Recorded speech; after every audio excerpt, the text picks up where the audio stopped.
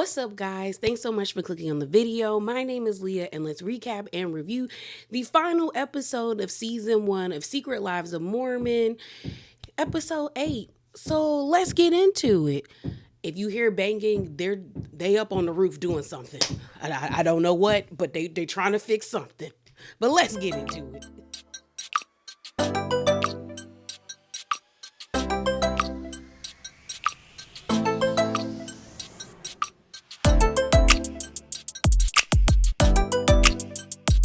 Let's talk about it. So the episode opens up and we see Taylor, and she's like, I guess she got like one of those diaper canisters. So she's pulling that out on the floor, and her mom calls, and her mom's like, so how was Vegas? And she ends up telling her mama her and Dakota got into it because of the confession that Macy showed her about supposedly this girl slept with, what's her name? Slept with Dakota before she knew that he was dating Taylor, and the girl wants to tell Taylor, but she's terrified. And the mom's like, what, really? So then we see Dakota pull up. So she tells her mom, hey, I'll call you back. Dakota just got here. So he sits on the ground with her, and he's like, what's up? And she ends up showing the screenshot of what Macy showed her, and he's like, he was like, honestly, if I'm being for real, I feel like Macy could make that up because she hates me and she don't like me. Because he said, I done told you I only slept with 2 girls like in the beginning of our relationship. I haven't been with anybody else, and I don't know who that person is. So then Taylor is like, well, I was telling everybody, like, I don't know what to believe. Like, I hope it's not true, because if I find out it is true, then me and him is done and he gonna lose everything. And so you see Dakota get irritated because he's like, girl, okay, then I'm gonna lose everything. And far be it for me to agree with a man, I actually was on his side. I can understand his frustrations, because every time he does something every time Dakota does something that Taylor doesn't like, she's always throwing in like, we don't have to do this. And I'm like, if you don't want to do this, then don't do it. And I think he's starting to, like I said, he feels rejected because you keep telling him, I don't want to do this, even though he's like, he wants to do this with you. And the truth of the matter is Taylor has not forgiven Dakota, and she doesn't trust him. But I can't really give her that much grace, because you keep saying you want to be in this relationship with him. And I'm like, if you're going to be in the relationship with him, then you have to forgive him. You have to forgive him, and you have to start allowing him to rebuild like the trust with you. But if you're not going to do that, which is your right, then girl, let him go and be, and then y'all figure out how to co-parent. But I can understand his frustrations with you, because it's like every time something happens, you be like, I don't got to do this. We don't have to be together. And he's like, well, dang, like, you gonna always say you don't want to be with me. And that creates anxiety, because I would not want to be in a relationship with somebody who's constantly telling me, like, we don't have to do this. I don't have to be with you. Like, that would make me feel like, okay, then like anytime I mess up or any, like, you're like, you're not in this with me, even though I'm in this with you. So they end up deading that conversation, and we actually see Dakota call Macy. So she's in the car driving, she gets a phone call, and Dakota's like, yo, can I talk to you? Like, can we meet up and talk? And she's like, okay. And so she's kind of nervous, because she was like, Dakota has never called me. I don't know what to do. So Dakota pulls up on her, gets in the car with her, and she's like, so what's up? And he was like, you got anything to do today? How much time do I got? And she's like, maybe 15 minutes. He's like, I bet. Like, wherever you want to go, we could just have this talk. And basically he tells Macy, I feel like you're trying to purposely sabotage our relationship, because why would you show her that message? Like, now she's pregnant, we were in a good situation, and now you give her this. And she's like, well, I asked Demi and I asked Mikayla, and they told me to go ahead and do it because, like, they would want to know, and I think she should know, and then maybe y'all could work on it before she has the baby and move forward. And he's like, what sense does that make? But you could have told me. Like, you could have told me, or you could have told your husband, Jacob, to tell me, but why would you show her this? Because now we fighting again, and I feel like you trying to sabotage our relationship. And Macy's like, I'm not trying to sabotage your relationship. I know you care about her, but I care about her too, and she's my friend, and I know y'all have issues. And the truth of the matter is, Macy was being messy. Like, granted, I definitely think she should have showed Taylor before she showed everybody. But I get where Dakota's coming from. Like, girl, you could have gave me the benefit of the doubt. But I also see where Macy is like, well, I don't like you. And I already don't think you're good enough for my friend. So I'm definitely going to tell my friend. But it is just kind of like, you kind of getting too involved, especially with the way the episode ended. Showing Taylor the screenshot of the confession, I didn't think was too bad. It was messy, but you did what you had to do as a friend. And sometimes being a friend gets messy. But at the end, where we actually see Macy calling the girl, I think her name is Janae, or not, girl, I won't call this lady Janae. It's Jenna, girl. That's, you were out of lines for that. Like, that was not your place to contact her. That really was not your place to contact her. And if you see that Taylor's not going to leave him, or they're trying to work on it, then there's no need for you to try to confirm whether or not he slept with her. And so I can see him being like, yeah, you are trying to mess us up because you over here calling her so you can tell whatever information she gives you. And that's, yeah, Macy, that's not your place. That's not your place. And Macy feels like the way Dakota is acting shows that he has done something, because he's very defensive.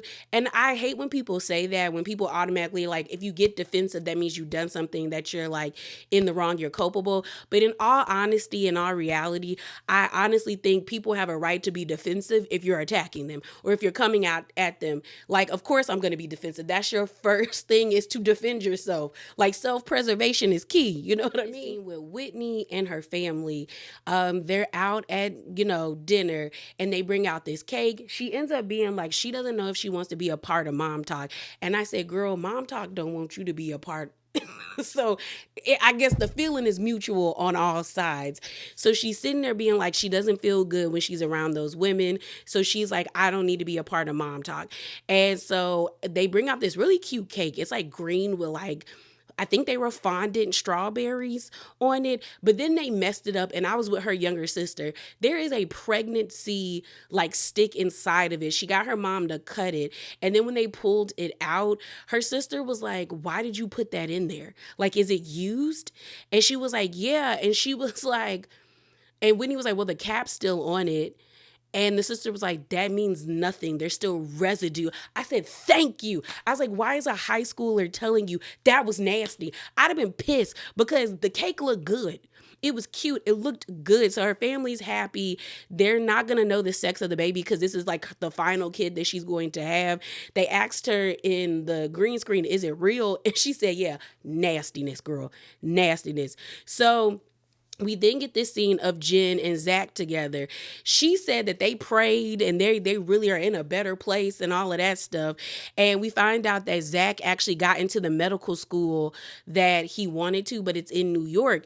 And Jen is like, she don't know if she want to move to New York, because she's like, she doesn't know what kind of Mom Talk group she'll be able to become a part of, because she's the breadwinner and she makes most of her money by staying in Utah and filming TikToks with the women. So she's like, I'm the breadwinner. I don't know if I want to move. And Zach is like, I don't care. And it's like, yeah, girl, get away from him. Get away from him. Like, you know what? You know what you can do? Stay in Utah while he goes to school in New York, if that's really where he want to be. And I'm saying this as someone who has had friends in medical school and like veterinary school, as well as, did she go to pharmacology school? I've had friends be a part of the medical field, and they will, leave their significant others, and they've had families. And while they're at school, they'll either go back home on the weekends or they'll go home during like the breaks. But like, they'll go to the school that they got into while their established families stay in a different state or a different city inside the state, and continue to like, live their lives, and they don't uproot their family. Because I don't know how you want Jen to leave Utah, where she is the major breadwinner of your family, and not make her money. And then when she tells you her like grievances or her concerns, you say, I don't care. Yeah, leave that man, girl. Leave that man. So the next thing we see is everyone going to the baby mama launch party, where they're going to actually upload or like launch Macy's what's it called, website. So she's getting her makeup done. A few of the girls come into the back room where she's getting her makeup done, and all of them are like, is Whitney coming? And Macy's like, I don't know, nor do I really care, because she hasn't messaged me, she hasn't liked a picture or anything. Layla is like, good that you don't care that she's not coming, because honestly, this is your day. And that's typical Whitney. She wants somebody to chase after her. So while they have like the party, we see people getting tattoos, which I don't think I would ever do that. Like, y'all know I got tattoos, but I don't think I would do that like at a party. You know, back in the day, everyone likes to joke about how my high school was like Euphoria, pretty much, but they used to have tattoo parties at my, like, not at my high school, but like some of the high school kids would have tattoo parties and stuff. So that's just what that reminded me of, and I was like, I would never. But we end up seeing Jen and Demi have a conversation, and Layla decides to become a part of it, where Demi is like, are you okay? Like, how are you? And she's like, no, I'm good. You know, me and Zach are in a better place. And Demi is reiterating like, girl, you did nothing wrong. That's his fault. That's his own insecurities. You shouldn't have to worry about him. And Layla's just like, she knows for a fact that Jen knows that Zach was in the wrong, but because she's in this lifestyle, or in this lifestyle, because, you know, Mormonism is a lifestyle, it's a choice. She's just kind of like, I don't think Jen is going to ever like really like put the pieces together that she should not be with that man. Like, she knows she shouldn't be, but like there's a final piece that's missing for her to be like, you know what, I can leave him. I can step out on my own. So we end up seeing some of the girls sit down at the table, and they're all like, if Whitney doesn't come when the time strikes, when it's time to actually launch Macy's, prenatal vitamins websites, we're all gonna unfollow her. And everyone's like, that's so childish, but I'm with it, because they were like, since she started the whole unfollowing thing, we're gonna do it as well. So Macy comes to the table, and they're like, girl, we're gonna unfollow her. We're all gonna unfollow her. And she's like, that's so childish, but I'm okay with it. So we actually see them do the countdown to the website being launched. Whitney doesn't show up, and we all see them like unfollow her all unanimously. And everyone's like, yay. I said, wow. This is such a high school thing, and they're all in pink. It just reminds me of Mean Girls. The next thing we have is of Taylor and Dakota. While they were having a talk in the bathroom, her water broke. We actually see her, which, why do they have that camera all up in that lady's space? Like, I did not think they were going to show her in the stirrups. I think that's what they're called. Legs just spread like Desert Eagle, and there's a baby. I said, did she say that was okay? Because honestly, she should have told them that I don't want y'all in my cooch. Y'all can go outside. But I think she actually gave birth to a baby boy. She talked about how great Dakota was. So they seem to be like in such a good place at this point. You know, she had the baby. I'm glad it was a healthy pregnancy. Well, I won't say a healthy pregnancy, healthy birthing experience, because we know, especially as a Black woman, because we are 3 times more likely to die after childbirth, because no one cares about what happens to us when we tell them we're not feeling okay after pushing a human being through our coochies. That I'm glad she was safe after that experience. So good for them. We also find out that Mikayla is having a roller skating party. Girl, after about a good hour, I'm done with roller skating. The way my ankles be hurting, I wish I was given the opportunity, or blessed with the opportunity, to be like the girls and the boys who be down in Atlanta at is it called Cascade? At that, the way them people just be gliding on that wood. I want to be that way, you know? I used to know how to rollerblade really well.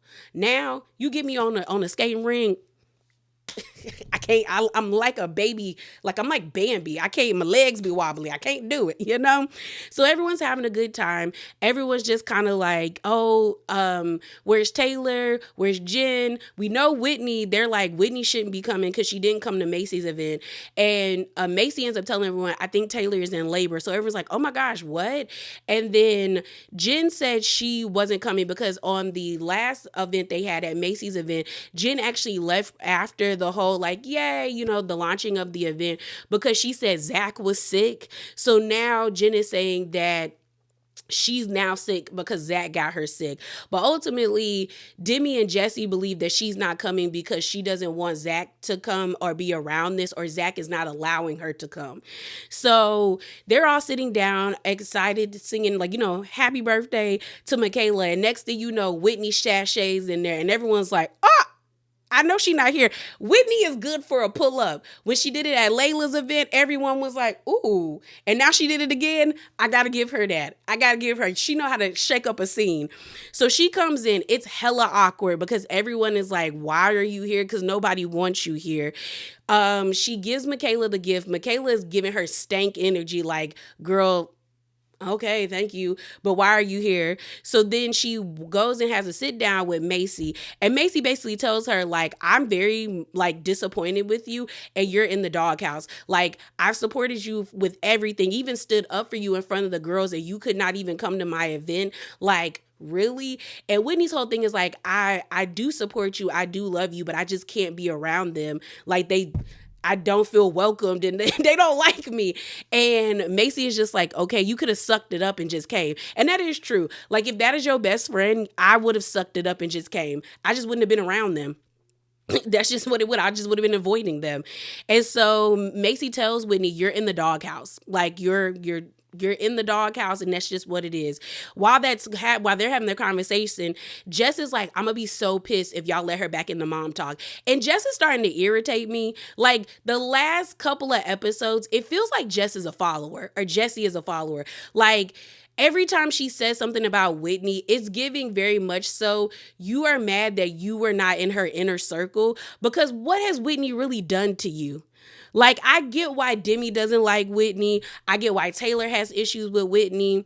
I even get why Macy has issues with Whitney. But Mikayla, Layla, and Jessie, what issues do y'all really have with her?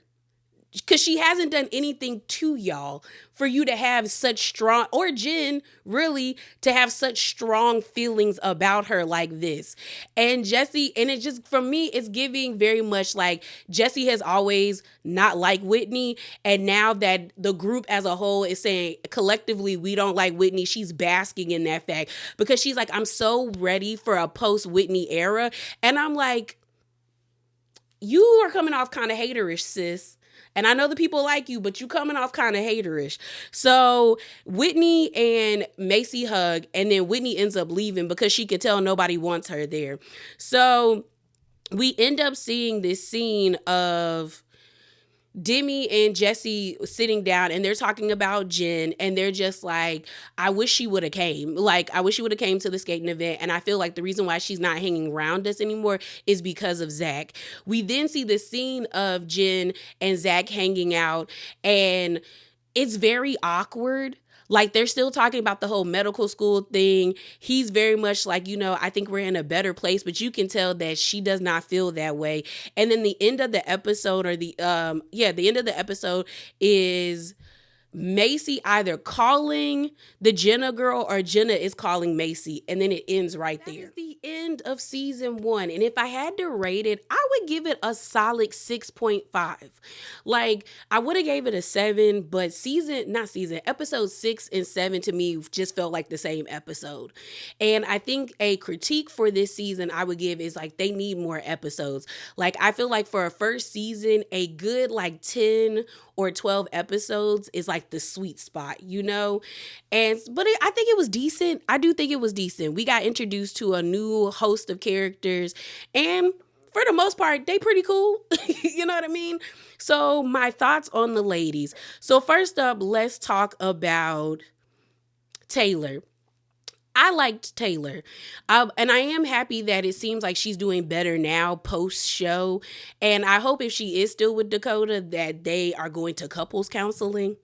And what I did like about her is that she was not going to allow anybody to pressure her to get married.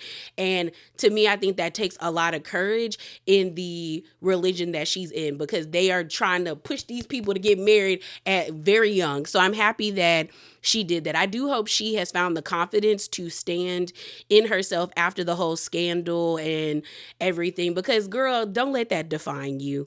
Like, at this point, you don't even need to bring it up next season if y'all get a season 2. There's no need. So let's talk about Whitney to me is not as bad as I feel like everyone's trying to make her seem. Like, she is not the worst TV villain, but I feel like people's response to her, they're acting like she is just horrible. But I do hope if she can withstand the backlash that she does come back, because I do think there's something going on with Whitney that she's not leading on. Because when she had that conversation with Macy, she told Macy said, "Girl, you've been scaring me lately." And Whitney was like, "I've been scaring myself." And the look in her eyes, I do feel like she's struggling with something that she is not actually willing to tell the group, because she hasn't cultivated relationships with them where she can share with them. So I definitely think that if she comes back for season 2, she needs to self-reflect, and maybe we might see a new side of Whitney, because I do enjoy seeing villains kind of find their footing and possibly show a different side of themselves. But I also think if she can't withstand the backlash and she leaves, who's going to be the new villain? Who's going to be the new person that everyone has issues with? Then we have Demi. I enjoyed Demi. I think Demi was a worthy opponent against Whitney. And, Demi seemed to be in charge of the girls. So I enjoyed her. Next is Macy. Out of all of them, I liked Macy the most. Like, Macy is messy, but I like how she was quick to tell them girls about their men. Okay. So I like Macy. Messy Macy. I liked her. Who else? Macy. Layla. So when it comes to Layla, I feel like if she comes back for season 2, she needs to give us more. I do want to know more about her family situation, because that little blurb that they gave in episode 5 was not enough, but it let me know that there's definitely something going on over there. On top of that, post show, it seems like she is very much focused on trying to find a man. And I'm like, girl, for what? You're 22 with 2 kids. Live your life. Don't visit trying to get married till you hit 30. Live your life, ma'am. But I would like to see her come back. Jen. I do not think Jen is going to come back. I would love to see her come back because she seems really cool. But I think as it states right now, she's going to either have to pick the show or her husband. Because I think I saw a TikTok. I saw a TikTok where they were saying that they were trying to blame the show's editing on why Zach was portrayed the way he was. And I don't believe that. I think what we got was very light editing, and they filmed for a whole entire year. I think that man is an asshole, and he does give very abusive vibes. So I do hope that she gets the courage to actually pack her bags, take her children, and say, "Peace up, I'm out." I'm gone. So, who else? Whitney. Jesse. So then Jesse. I like Jesse, but Jesse does give me followers tease, because her issues with Whitney, especially at the end for the last 3 episodes, I was like, you don't have an issue with her. It's giving very much you never really liked her, and you was undercover, you were an undercover hater. Because honestly, everybody else's issue with Whitney made sense to me. I get why Demi didn't like her. I get why Taylor had beef. I get why Macy had beef. I even get low-key. No, I don't get, maybe Jen, because, she told Jen about what Demi said. But, honestly, between Jen, Jesse, and Layla, and Mikayla, there was really no issue for them to have an issue with her. Unless they were upset that she unfollowed everybody. But when it came to Jesse's issues with Whitney, it didn't make sense to me. And then the last person is Mikayla. Mikayla don't need to come back, because to me, she was just a background character. She really didn't add anything to the show. So if she do come back, she need to start speaking up more, if you ask me. And yeah, I think they might need to lessen the cast. We might need to just have 6 main girls, or maybe 5 main girls, and then you can have 3 friends of the show. Because to me, Layla, Mikayla, and Jesse were giving very much friends of, and the rest of the girls were giving main cast member, if you're looking at it in the Housewives lens. And I feel like the show might flow a little bit better if they just focus on 5 main girls and then have 3 friends of the show. But yeah, y'all, those are my thoughts. So as always, remember to be bravely authentic, and definitely hop down in them comments below and share your thoughts with me about the whole entire season of Secret Lives of Mormon Wives. And I'm out, y'all. Deuces.